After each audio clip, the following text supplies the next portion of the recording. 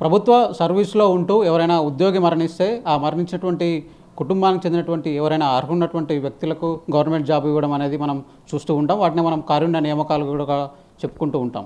ఈ నేపథ్యంలో అసలు కారుణ్య నియామకాలు చేపట్టాలంటే ప్రభుత్వాలకు ఉన్నటువంటి గైడ్లైన్స్ ఏంటి, ఇప్పటివరకు దానికి సంబంధించినటువంటి చట్టాలు ఏమైనా ఉన్నాయా తెలుసుకునేటువంటి ప్రయత్నం చేద్దాం. మనతో మాట్లాడడానికి ఉన్నారు హైకోర్టు అడ్వకేట్ ఇంద్రగంటి మధు శర్మ గారు. ఒకసారి సార్తో మాట్లాడు.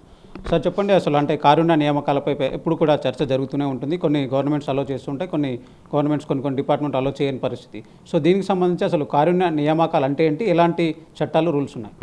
ఈ కారుణ్య నియామకాలు అనేది జనరల్గా ఎప్పుడు ఇస్తారు అంటే, ఒక కుటుంబంలో పెద్ద అంటే మ్యాక్సిమం ఆఫ్ ది కేసెస్ తల్లి లేదా తండ్రి, కుటుంబ పెద్దలు అంటే తల్లి లేదా తండ్రి చనిపోయినప్పుడు వాళ్ళకి ఆ తర్వాత కుటుంబ పోషణ ప్రాబ్లం అవుతుంది. ఎందుకని, ఎవరైనా వాళ్ళు ఎర్నింగ్ కెపాసిటీలో ఉండి ఎర్నింగ్ చేసే పర్సన్, తల్లి లేదా తండ్రి కుటుంబంలో ఒక ప్రభుత్వ ఉద్యోగంలో ఉంటే వాళ్ళకి ఎర్నింగ్ చేసే కెపాసిటీ ఉంటుంది. కాబట్టి తర్వాత ఉన్న పిల్లలకి ఇబ్బంది అవుతుంది అనే ఉద్దేశంతో ఏం చేస్తారంటే, ఆ కుటుంబంలో ఒకరికి కుటుంబ పోషణ నిమిత్తం యాజ్ అ సోషల్ సెక్యూరిటీ అని కూడా అనొచ్చు దీన్ని మనం. అంటే సామాజిక బాధ్యత అనొచ్చు, లేదా సామాజికంగా వాళ్ళని ఆదుకోవడం కోసమైనా సరే అన్న ఉద్దేశంతో ప్రభుత్వం ఏం చేస్తుందంటే, కుటుంబంలో ఒకళ్ళు చదువుకున్న వాళ్ళకి వాళ్ళ క్వాలిఫికేషన్ని బట్టి వాళ్ళకి కారుణ్య నియామకం ఇవ్వడం జరుగుతుంది.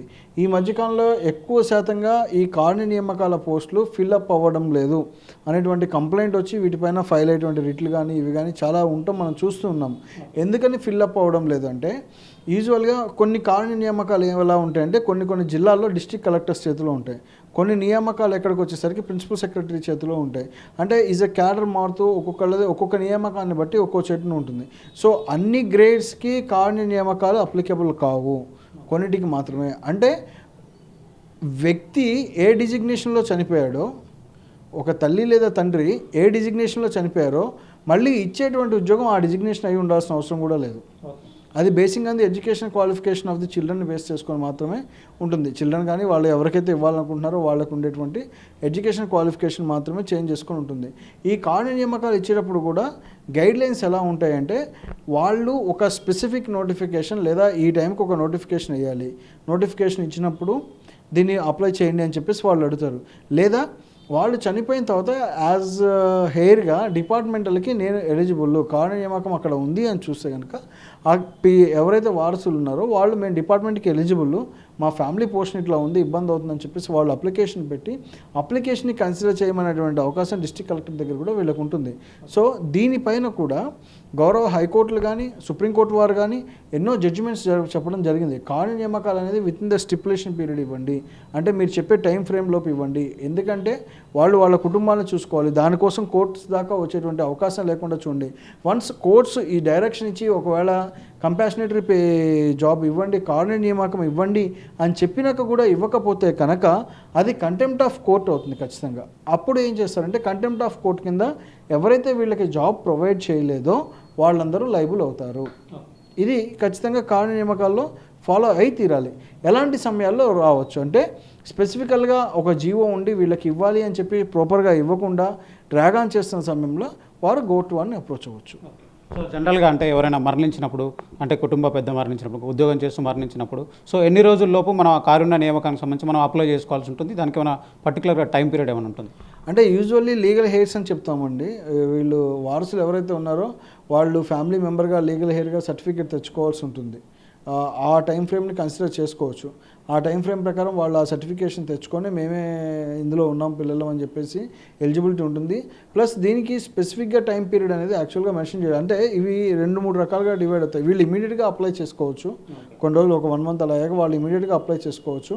ప్లస్ వీళ్ళకి ఏంటి అంటే, ఎప్పుడైనా నోటిఫికేషన్ వేసి కారుణ్య నియామకాలు ఉన్న వాళ్ళందరూ అప్లై చేయండి, లేదా అందరూ ఒకసారి తీసుకోండి అని చెప్పి కలెక్టర్ దగ్గర డిస్కషన్ ఉన్నప్పుడు ఆయన తీసుకొని కూడా ఫ్రేమ్ చేయొచ్చు. ఎక్కువ టైం డ్రాగ్ ఆన్ చేయడం కూడా వీటిల్లో ఏంటంటే నాట్ గుడ్ థింగ్. కారుణ్య నియామకాల్లో ఎక్కువ శాతం టైం డ్రాగ్ ఆన్ చేయడానికి కూడా చూస్తూ ఉంటారు. సో అలాంటివి కెనాట్ బి ఎంటర్టైన్డ్ అండి. ఎందుకని, కారుణ్య నియామకం పర్పసే ఇమీడియట్గా ఫ్యామిలీని ఆదుకోవాలి. పర్పస్ ఆఫ్ ది మెయిన్ అది ఎందుకు జీవో ఎందుకని రిలీజ్ చేశారంటే, ఎవరైతే కుటుంబ పెద్ద చనిపోయి ఫ్యామిలీ ఆర్థికంగా చితికిపోతుంది అనుకున్న భావనలో అప్పుడు ఇమీడియట్ రిలీఫ్ కింద ఇంకొకరికి ఉద్యోగం ఇవ్వడాన్ని వాళ్ళు రికమెండ్ చేస్తారు. సో కాబట్టి దాని మెయిన్ పర్పస్ డీవియేట్ అవుతుంది కదా. సో ఆ పర్పస్ డీవియేట్ అవ్వకుండా ఉండటం కోసం ఎట్ ద ఎర్లియస్ట్ ఇవ్వడానికి ట్రై చేయాలి కార్డు నియామకాన్ని. సో ఇది ఓవరాల్గా చూసుకున్నట్లయితే సుప్రీంకోర్టు తాజాగా కొన్ని రోజుల క్రితం ఇచ్చినటువంటి డైరెక్షన్ చూసుకున్నప్పటికీ కూడా సో ఏదైతే ఈ కారుణ్య నియామకాలకు సంబంధించి వాళ్ళకి సంబంధించినటువంటి ఏదైతే ఉద్దేశం ఉందో ఆ ఉద్దేశం తొందరగా నెరవేరాలంటే ఎవరైనా కుటుంబ పెద్ద గవర్నమెంట్ ఉద్యోగం చేస్తూ మరణించినట్లయితే తొందరగా ఆ కారుణ్యం కింద ఆ కుటుంబంలోని ఒక వ్యక్తికి తొందరగా ఉద్యోగం ఇవ్వాలన్నటువంటి ఉద్దేశంతో కోర్టు ఇలాంటి డైరెక్షన్స్ ఇచ్చిందని చెప్తూ ఉన్నారు. ఇక కారుణ్య నియామకానికి సంబంధించి పర్టికులర్గా అప్లై చేసుకోవడానికి ఎలాంటి టైం పీరియడ్ లేనప్పటికీ కూడా సో వీలైనంత తొందరగా ఆ జాబ్ కోసం అప్లై చేసుకుంటే తొందరగా ఉద్యోగం వచ్చేటువంటి అవకాశం ఉంటుందనేటువంటి అభిప్రాయాన్ని కూడా మధు గారు అయితే చెప్తున్నారు. వీడియో తిరుపతితో శ్రవణ్, ఏబిఎన్ ఆంధ్రజ్యోతి, హైదరాబాద్.